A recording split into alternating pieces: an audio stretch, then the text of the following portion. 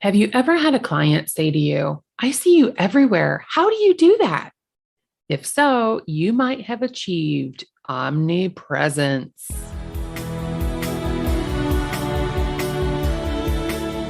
Welcome to the Savvy Agent Podcast, where we help real estate agents build a thriving business so they have financial freedom in their life without having to work 24/7. I'm your host, Heather Wright. Now let's get to it. In last week's episode, I hit on the topic of being omnipresent, the act of being everywhere, having your clients say, I see you everywhere. So when you're thinking about the everywhere that your clients see you, where is that? Essentially, your marketing strategy is what gets you omnipresence. And that doesn't mean that everyone sees you everywhere, but rather your target audience sees you everywhere. I'll share my marketing/omnipresence strategy for examples. Of course, I rely on social media to help me reach the people that follow me. These are primarily people I already know, which is a combination of friends, family, and clients. And since social media is free, you bet I post on several platforms. And I can do that very easily because I use a scheduler to do it. And my favorite scheduler is Publer. I paid for a lifetime deal on the Publer subscription that I have, but the free version is pretty robust, and you can check that out at publer.io. Anyway, I've heard arguments about how you should create different content for different platforms. Don't have the same post on Facebook as you do on Instagram, and God forbid, LinkedIn needs to be totally different. I'm not there yet, and I don't know that I ever will be. So I've made the choice to spread one piece of content across several social channels, and it's working just fine for me. Now, maybe one day it will stop working and I'll change it up. But to the people who say, oh my God, you should never post the same thing on all these platforms, blah, blah, blah, the hell with them. It's working fine for me. So do what is easiest for you. Just get it done. I share a wide variety of content that includes closing stories, where I share a bit of the journey to get a client to closing.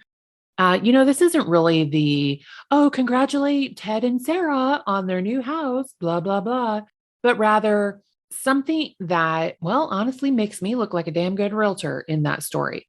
So what was a challenge that we experienced or a hurdle we had to get across? What was the story that got us from the beginning to the end? And so that's what I try to share with my closing stories. And when I say stories, they're actually posts. I'm not posting them as stories, but I'm including a story as the caption for that particular post. That was probably kind of confusing. Then at the end of the post, I write the captions. My assistant forces me to write the captions out. And then she will add a call to action, like visit our home value site to see what your home is worth, or visit this website to start your home search, things like that. And then I've been trying to do a video a week. And sometimes it's a video every couple of weeks, but a video fairly regularly. And my virtual assistant, she will create 4 to 5 posts from each video related to the topic and then redirect people to our YouTube channel. I did a video recently on whether or not you have to waive your home inspection to win an offer. And so she created, I think, 2 video posts out of that. She created 2 buyer tip posts out of that. There might have been an infographic. She does a lot of infographics, but I can't remember if there was one for that particular video or not. So then the redirect is really a call to action. Watch the rest of this video. We did a video on this exact topic. Watch it here at this YouTube link. So she's redirecting people from those posts to our YouTube channel. And there on YouTube, there's usually a call to action within each video. It might be to a buyer lead magnet or a seller lead magnet, depends on the topic of the video. But those are guides that we've got on our website where people can register and receive them via email, as well as our websites to search homes or get their home value. And sometimes the call to action is as simple as scheduling a call with us. Holidays, buyer tips, and seller tips round out our social media content. Email is an easy way to reach a lot of people, and I send a newsletter to my entire database each month. I created the template for my newsletter once upon a time, a couple of years ago, and I just duplicate it every single time I send a newsletter and update the content within. I normally include some color on the current state of the market, although I'm really tired of that right now because it feels like I'm a broken record. Well, the market is really hot. It's a seller's market. Sucks to be a buyer. Regardless of whether or not I feel like a broken record, that's the market right now.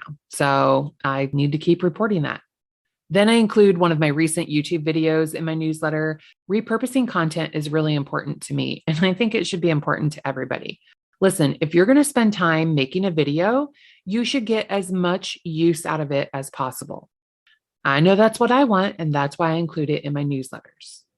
The newsletter also includes new listings, recent sales. I might include a hot property, or if I have listings that haven't already sold, I'll feature them. It takes about 30 minutes in total to complete the newsletter. And actually, most of these things are already done. I just have to write up the broken record snippet and then decide the other content that wants to be in there. And I even include like a coupon, a freebie from my lender. So if the reader scrolls to the bottom of the email, at the very least, they're going to get value out of this local thing that there will be a coupon, maybe a buy one, get one, or, buy one, get one half off or something like at a restaurant. There was a go-kart race recently. So it's just random things that my lender shares with me. And so I include it in my newsletter. I know there are agents out there that swear by their newsletter and they send it weekly. I send mine monthly. There's no right or wrong with this. It's independent of your strategy. Personally, I wouldn't send it less frequently than every month. And I've done mine more frequent. I think I had it on a rotation of about every 3 weeks. And, just time gets away from me sometimes. And so I get off schedule, which is definitely an area of improvement for myself. I would send it at least once a month, if not more regularly than that. Of course, if you have signs that you're listing around town, that also adds to the feeling of omnipresence as well. My team does a pretty good job staying in touch with past clients in our sphere of influence. And of course, we love the equity update emails, which we talked about in the Magic of Equity Updates episode. This year, we added some direct mail to reach targeted individuals from our database, as well as neighbors of our listings. The idea is that when we have a new listing, we'll mail a postcard featuring the listing agent and the property to neighbors, as well as people in our database that live near the listing. With our current systems, this project is a little more time consuming than clicking a button, but the goal is to be omnipresent with people we already know. We want to make sure that they never forget us. So it's worth the extra time and effort to market to them in another medium. Another benefit of the postcard is that it features the agent listing the house as well as everyone on the team. So while the postcard is from Heather Wright and Associates, my agents, my ISA, everyone is featured right there on the card with me. Now, we don't do this for every listing. Like if I have a foreclosure listing, or a junkie listing, I'm not spending money on that. It needs to be in a neighborhood where we want to do more business. It needs to look nice on a postcard, so there's certain criteria that we're still fleshing out on the fly as we get new listings. So the process is pretty new, but so far the response has been favorable. I think we're averaging about 3 contacts per postcard. And by contact, I mean like a past client reaches out saying they got the card. I believe we even got a referral off of one of them. So far, so good. This is working well. And I think it's a really nice benefit for the agents on my team where they're getting more exposure to their database just by having this just listed and just sold card go out. Then we have some long-term paid advertising in my favorite Zillow zip code. I know everybody hates Zillow, but 25% of our business comes from that. And we're just in one zip code and it's my business. I don't need to defend it to anybody. And I think that the same goes for all of you. Just because maybe you give money to realtor.com or Zillow or somebody else, that's okay. That is your marketing strategy. So you do you. Although I can complain that the last month leads have disappeared. Is it the market? Is it spring break? Has Zillow diluted the market yet again by overselling the zip code? Probably a combination of all of the above. But maybe it's a sign I need to call my rep and complain. Overall, this is a pretty simple, easy to follow strategy that has proven to work since 75% of our business is from past clients, repeat business, sphere of influence, and referrals. We aren't everywhere for everyone, but we do try hard to make sure people we already know remember that we're the best choice. It's much easier to convert a warm lead than it is a cold lead. Warm being someone that knows you versus a stranger who is cold from the internet. My next project to add to this existing marketing is going to be a retargeting strategy.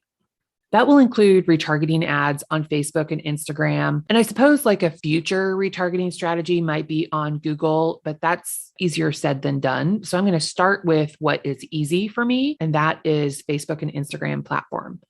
We'll retarget people in my geographical area that have interacted with our page or profile, visited our websites, and or exist in our database. So they're all warm because we either already know them, they've already registered, and we have their contact information, or they're interacting with our Facebook business page or Instagram profile. I'm not yet sure what the messaging is going to be, but I would think that we'll want to focus on sellers. Although sellers are often buyers, so maybe it will be a mix of buyer and seller focused ads. But I think I'll include some of my best content, the videos that I've created, the posts that have the most reach, etc. There's nothing wrong with using what you already have, because when you post something, never is it going to reach 100% of the people. So putting a little bit of money on a retargeting ad to get more reach out of that is perfectly respectable, and it's cheap because this is a warm audience that it's going to. So it costs less than if you were reaching out to a cold audience. Now, please know, I don't recommend doing all the things at once. You can achieve omnipresence without spreading yourself too thin. When you're evaluating your marketing strategy, and I try to do this at least once a quarter, make sure you're considering who you want to reach, what you want them to do next, and how much time and or money it's taking you to do all of that. There's something to be said about mastering one strategy at a time. Sometimes I feel like what we do is kind of boring, but it's a really solid foundation. Just like building a house, the foundation is kind of boring, but if it's only halfway done, your house is probably going to fall down. We go deep on all of these topics in Savvy Agent Club, and you can get on our wait list at savvyagent.co/club. I'll put a link in the show notes, and we will be opening the doors for new member enrollment soon. So something to look forward to. Thanks for listening. I hope this was valuable information for you and that you got something out of this to add to your omnipresent strategy.